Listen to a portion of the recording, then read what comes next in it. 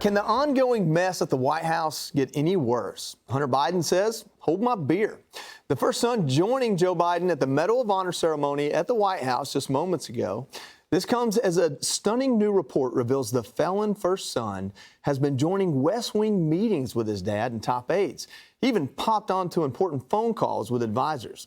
This has been happening since both returned from Camp David on Monday. One source telling the New York Post, quote, Hunter doesn't trust his father's old guard of aides. I think Hunter wants to be there, and POTUS isn't going to say no. For her part, KJP blames the holiday. Why is the president's son involved? Look, the president, as you know, is very close to his family. He spent time with his family, as you all know and reported, at Camp David. Hunter came back with him and walked with him into that meeting, that speech prep, and he ended up spending time with his dad and his family that night. That is basically what happened. The question, though, would be, is he participating in meetings with senior advisors? What I can say is that he came back with his dad from Camp David. He walked him into the speech prep, and he was in the room. Tom, this is not an anonymous source. This is Michael LaRosa, who worked for Jill Biden as a spokesman. He told the National Review, this is a quote, "Oh, that's pretty normal. I think he leans on Hunter for advice often." My question to you is pretty simple. If a man needs someone who's self-proclaimed as smoked more Parmesan cheese than anyone he knows, if he needs that person for advice, things are pretty bad. Well, he's also just been through it. I mean, he just was found guilty. He's facing jail time, so they can commiserate over the troubles that they're having. That's number one. I think Hunter knows a couple of things about hangover cures, and so he's probably a good guy to have the next morning, the morning after, and so he's there at Camp David. I think Hunter wants to be there more than Joe wants Hunter there. You understand? Yeah. So he wants to be around his dad. And I can also assume him saying things like, hey, Dad, remember when you said you wouldn't pardon me under any circumstances? You were just kidding, right, Dad? I mean, that's something that he has a lot riding on this. Maybe he wants to pardon before Joe forgets that Hunter's his son. Yeah. Maybe it's just heading downhill. So just keep reminding him. Judge, is there a national security threat? I know that the president has a lot of leeway on what is classified and what isn't. Is there any threat to have Hunter Biden, not necessarily because of this felony, but because of everything else on the laptop that he's admitted is true? Is there any national security threat to having him in on these meetings?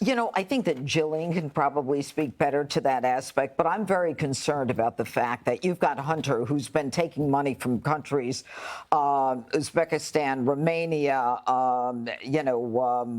Russia, as well as China, and where Burisma was. And here's the problem. I mean, this kid is a former crack addict. He's a serial liar. He lied on the gun forms. He's being accused of lying on his taxes.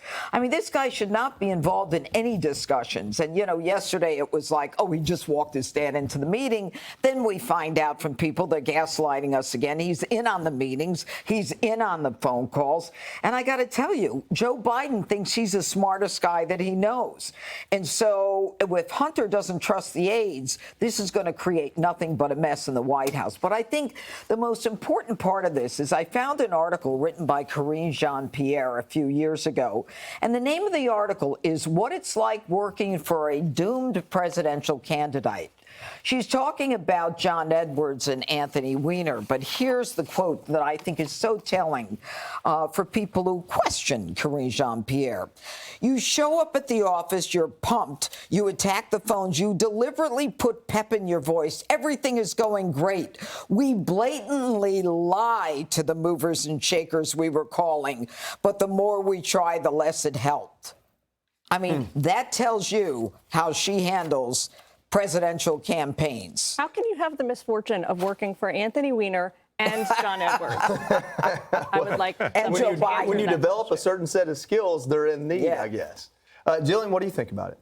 I think the crucial thing about this moment really is not just about the president, what his family wants him to do, what he decides to do. It's about the fact that down ballot Democrats are now widely in peril and they're feeling the pressure, and anything he decides is going to have tremendous implications for the rest of the party. We had reporting, Fox had reporting today from Hill sources that said Democrats in safe and swing states are now drafting letters today. They're preparing letters to deliver to the White House to formally ask the president to step aside. We also had reporting from our Hill reporters today that they are considering, I guess, the possibility that if the president, I want to make sure I get this right for you guys, they want the president, they're sort of biding their time because they want the president to come to the conclusion first himself and then talk to him about it. They don't want to be the ones to bring it up to him directly. So it's a kind of ominous cloud of circumstances now. He's operating under tremendous pressure, but it's not really just about him and his family. It's a much bigger problem, obviously. You know, Richard,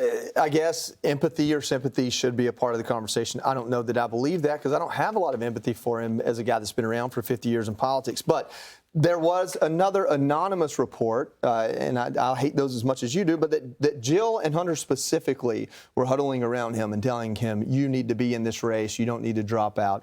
If there's any modicum of truth to that, that means they're with him a lot. And now we know Hunter's in on this meeting. We have a headline from back in February 2021 where Biden did an interview with People magazine, and it was reported by CNN, and it said no family members will be involved in any government decisions. And I think it even said foreign policy. I mean, is that Wayback Machine, is it wrong? Was he lying about that? I think there's I think there's a clear bright line here. I mean, I think that do you want your family around you in trying times? So don't we all want our family around us in trying times, whenever that is? And so I think that's why you saw him go to Camp David. He had a really tough debate night. We all saw it. We all watched it. And I think the one thing where you want to be is you want to be with your family. If I'm having a tough day, I want to be around my mom. Period. But I do think Jillian brings up a good point that's worth talking about, because in this moment, if you look at the congressional map, it is very likely that Democrats will regain the House. If the election were to happen today, Democrats need to pick up 5 seats to regain the House. That is likely going to happen, right? And I think for Democrats in this moment, the reason why I think the status quo. Yeah, right. No, I think even if the election were today, Democrats would regain the House. There's a pickup in Alabama, likely a pickup in Louisiana, likely, and they would need to win 3 seats in New York, which seem likely in this moment, right? And so I think there's some nerves with Democratic leadership in the House of Representatives to say, how do we maintain this lead that we have in many of these House races? Beyond that, there's a number of Senate races where the senators are outperforming the president. Tammy Baldwin in Wisconsin. So are they going to separate Sherrod Brown in Ohio. I think there's some of that seems to be happening, which is why they're waiting for the president to make some decisions, which is why I think you see governors going to meet with the president today, because they also too see the possibility of them losing some governor's mansions if the president doesn't make a decision soon. That's a great pivot from a crackhead in the Oval. I appreciate that. All right. Click here to subscribe to the Fox News YouTube page to catch our hottest interviews and most compelling analysis.